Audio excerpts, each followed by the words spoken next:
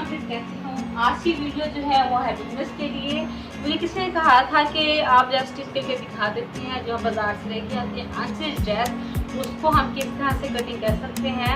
अगर हम उससे डिफरेंट डिजाइनिंग करना चाहें तो किस तरह से हम कर सकते हैं। तो आज मैं आपको एक ड्रेस है उसके बारे में बताऊंगी कि किस तरह का है। सबसे पहले हम देख लेते हैं इसकी पिक। इसकी पिक है कुछ इस तरह से। इसके दामन पे भी पैच है और इसकी नेक के आगे भी पैच है और इसके बाजू जो एम्ब्रॉयडरी है और थोड़ा इसका प्लेन है। और जो मैंने इसको स्टिच करना है वो किस तरह से करूँगी वो आपको आइडिया दे देती हूँ। और जो ये कपड़ा होता है वो कितना होता है, तो हम इसको किस तरह से हम कटिंग कर सकते हैं। तो ये बिगनर्स हो तो उनको थोड़ी सी प्रॉब्लम होती है। तो ये जो ड्रेसेस होते हैं अक्सर कॉपीराइट होते हैं, क्योंकि जो अक्सर जो ब्रांडेड होते हैं एक्सपेंसिव होते हैं, हर एक उनको अफोर्ड नहीं कर सकता। ये कॉपीराइट होते हैं वो नॉर्मल लोग भी इसको आराम से अफोर्डेबल कर सकते हैं। तो विक्स में अक्सर जो कि कपड़े मॉडल्स में पहने होते हैं उसमें कपड़ा इतना नहीं होता जो हम लेके आते हैं, तो हम उसको किस तरह से मजीद अच्छा बना सकते हैं तो ये आपको मैं बता देती हूँ। ये इस ड्रेस के साथ ही आया था पैच दामन के लिए है, ये इसका पैच है और इसके नेक के लिए ये है एम्ब्रॉयडरी की हुई है, इसके ऊपर भी ये पैच है। और इस पैच को किस तरह से लगाना है, इस पैच को मैं लगाने के लिए काविया लूँगी।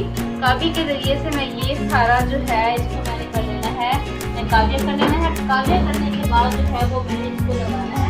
काविया किस तरह से होता है, ये मेरे पास काविया है, ये आपको आराम से मार्केट में 250 का मिल जाएगा। और इस काविया के जरिए से हमने पैच को जो है गर्म हो जाएगा। जब गर्म होने के बाद हम इसकी पैच की सारी इसकी हमने सारी कटिंग कर लेनी है, फिर हमने इसको अटैच कर देना है अपने गले पे। और इसके बाद बारी आती है ट्राउजर की। ट्राउजर जो है वो बिल्कुल प्लेन है, इसको मैंने इसकी डिजाइनिंग करनी है, ये आपको मैं स्टिच करने के बाद दिखाऊंगी। और इसका जो कि शर्ट है, शर्ट के जो कि फ्रंट साइड है वो है एम्ब्रॉयडरी, सारा कपड़ा एम्ब्रॉयडरी की है, जस्ट थोड़ा सा एम्ब्रॉयडरी काफी अच्छी की हुई है, आप देख सकते हैं। और इसकी जो कि एम्ब्रॉयडरी की हुई है वो है तकरीबन 21 इंच भी की हुई है। और मुझे जो कि दामन चाहिए वो चाहिए 23।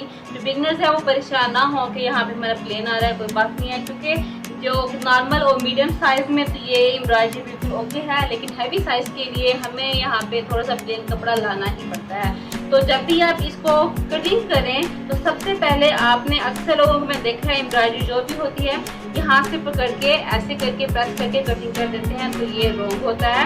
आप इनको ये करना चाहिए, एम्ब्रॉयडरी है और ये भी एम्ब्रॉयडरी है, आपने इस एम्ब्रॉयडरी वाले हिस्से को पकड़ना है और एम्ब्रॉयडरी वाले हिस्से के साथ आपने ऐसे कर देना है, ऐसे करके फिर आपने प्रेस कर देना है। अब आप देखें तो ये कपड़ा इक्वल नहीं है, तकरीबन इसमें ये देखिए 1.5 से 2 इंच का गैप आ रहा है, ये देखिए।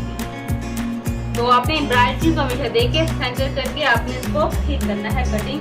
बैक साइड इसकी है प्लेन, और प्लेन कपड़े को भी हमने ऐसे नहीं कटिंग करना जैसे कि हमने फ्रंट को उठाया था, इसका हमने बैक साइड को हमने ऐसे करके कटिंग बिल्कुल भी नहीं करना, क्योंकि हम ऐसे कटिंग कर देंगे तो यहाँ से पीसेस बचेंगे वो हमारे इतने काम के भी नहीं होते। हमने जो अगर मैंने 23 का दामन रखना है, अगर मैंने फोल्डिंग करनी है तो मैं 25 का कपड़ा इसका कटिंग करूँगी। अगर मुझे जैसे कि 23 का मुझे रेडी चाहिए दामन, तो मैं यहाँ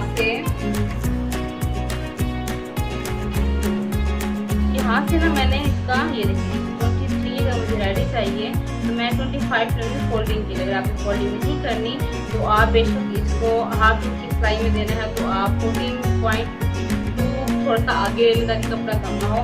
इसके बाद ये जो कपड़ा बचेगा ना, ये हमारा कपड़ा स्लीव्स में इस्तेमाल हो जाएगा, इसको अपने इस तरह से ज़ाया नहीं करना। और इसकी जो स्लीव्स हैं, स्लीव्स का है थोड़ा सा प्रॉब्लम कि किस तरह से, अभी आपको मैं बता देती हूँ। स्लीव्स के लिए जो कपड़ा है वो है कुछ इस तरह से, ये स्लीव्स हैं दोनों बाजू की हैं और आगे इसका है प्लेन कपड़ा। अब हम अगर ये स्लीव्स हम अगर एक जैसे इस मॉडल्स ने पहनी हुई हैं, इनकी स्लीव्स के लिए कपड़ा जो है वो खुला है और ये ए लाइन शेप में बाजू आ रही है, खुली है, जिसे हम बेल शेप में भी कहते हैं। अगर हम ऐसे रखेंगे तो ऑब्वियसली दोनों साइड से एम्ब्रॉयडरी आएगी, लेकिन इसका हमने सेंटर किया हुआ है। तो हम अगर इसका हम करते हैं सेंटर, अब ये देखें तो ये कपड़ा हमें होता है कम, कपड़ा हमारे पास बचता है कितना, कपड़ा जो हमारे पास बचता है वो बच रहा है 6 इंच। अगर हम कपड़ा भी लगाएं तो होने के बाद ही हमारे पास तकरीबन 5 इंच कपड़ा बचेगा हाफ इंच सिलाई देने के बाद।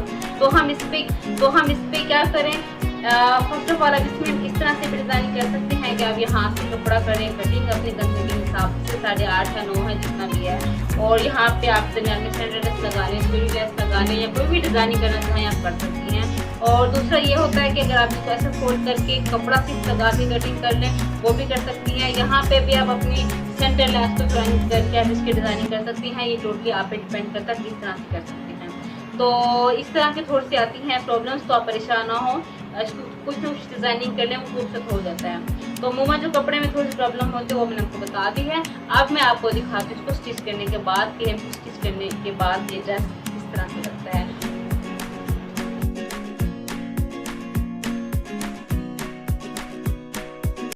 ओके बस ये ड्रेस है स्टिच होने के बाद दिख रहा है कुछ इस तरह से।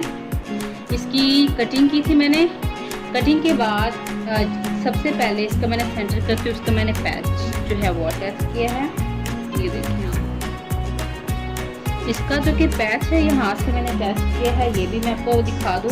अगर मैं इसका पैच ऊपर से अटैच कर देती तो इसकी जितनी भी एम्ब्रॉयडरी थी ये सारी तकरीबन गले में आ जानी थी, थोड़ी सी नज़र आनी थी। तो इसको मैंने थोड़ा सा नीचे करके इसको मैंने किया है, लगाया है। बता देती ये रेडी होने के बाद तकरीबन 2.5 और 1 पॉइंट है, 2.5 और 1 पॉइंट है। इसको मैंने 3.5 इंच जो कटिंग करने के बाद ना 3.5 इंच पे किया था, हाफ इंच की सिलाई में आ गया था। यहाँ पे मैंने पैच लगाया, थोड़ा सा तकरीबन 1.5 इंच है वो इसके गले में आ गया। और इसके गले के ऊपर मैंने लगाई है पाइपिंग, घूम पाइपिंग की है ये इस तरह से,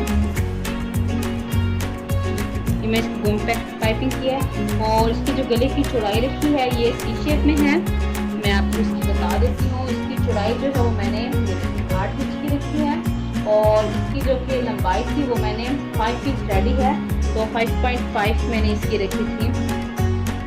इसकी मैंने 5.2 इसकी मैंने लंबाई रखी थी।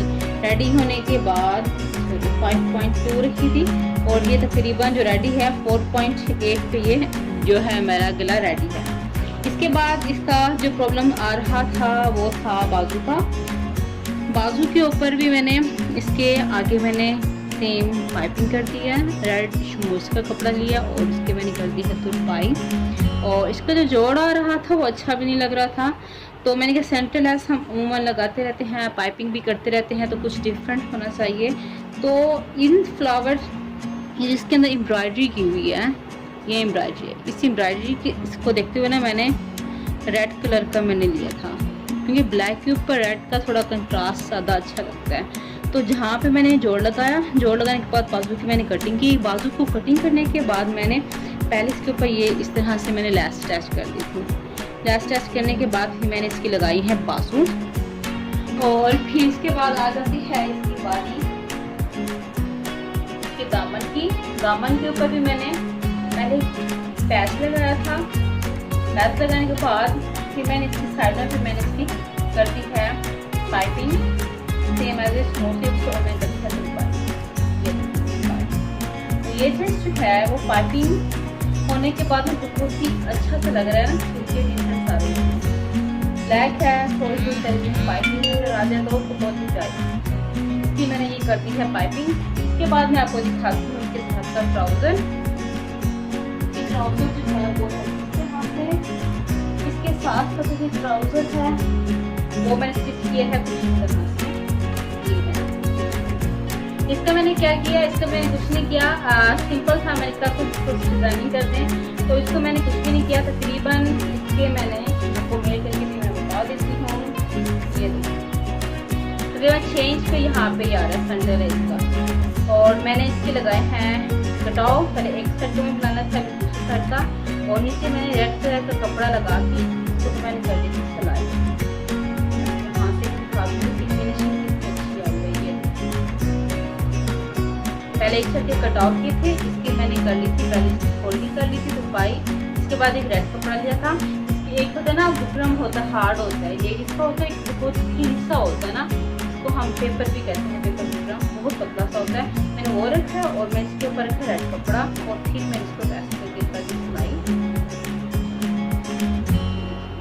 इसके ऊपर सिलाई लगा दी है। सिलाई के बाद मैंने लगाई है 3 फिनटेक्स ऊपर और 3 फिनटेक्स लगा दी है नीचे। इसका लुक ये आगे इतना ऐसे ही प्यारा सा है। अगर आप चाहें तो इसके अंदर आप ब्लैक कलर की मोती भी लगा सकते हैं और फ्लावर भी लगा सकते हैं। मैं आपको अभी दिखाती हूँ कि आप इसमें क्या क्या चीज़ें मज़ीद और ऐड कर सकती हैं। ओके वर्ड्स, अगर आप चाहें तो इसके ऊपर आप इस तरह के ये फैंसी बटन हैं, ये हैं कुछ इस तरह से बैक से यूँ है, ये बैक के वे थोड़े आपको चुभेंगे नहीं। आप ये भी लगा सकते हैं। अगर आप पर्ल्स है ब्लैक कलर का ये है, आप ये भी लगा चाहें तो ये भी लगा सकते हैं। मैंने नहीं लगाई क्योंकि बाद में बैठता है नमाज के लिए ये काम करना सकते हैं। अगर मज़ीद आप चाहते हैं कि हट के वो फैंसी लगे तो आप ये कलर भी लगा सकते हैं। ये देखिए ये भी काफ़ी प्यारा लग रहा है। आपको 3 ऑप्शन दे दिए हैं। अगर आपने इस तरह का कोई ड्रेस स्टिच कर रहे हैं या आप चाहते हैं कि मज़ीद निखर के आए, अगर आप क्योंकि इसमें वाइट नहीं था तो मैंने इसे नहीं लगाया। अगर आप चाहें तो आप ये भी लगा सकते हैं इसके ऊपर। ओके, ये थी मेरी वीडियो और ड्रेस की डिज़ाइनिंग जो आपसे शेयर करनी थी। आपको कैसी लगी कमेंट्स करके मुझे ज़रूर बताइएगा। आप में से भी किसी ने इस तरह का ड्रेस लेकर स्टिच किया होगा। अगर किया है तो आप लोगों ने किस तरह से स्टिच करवाया है सिलर से तो किस तरह से करवाया, खुद के है तो आपने किस तरह से किया है। अगर कोई पिक्स है तो ज़रूर सेंड कीजिएगा। आपके कमेंट्स का मुझे रहेगा इंतज़ार। मैं चाहती हूँ आपसे इजाज़त, मिलूँगी आपसे नेक्स्ट वीडियो में। तब तक के लिए अल्लाह।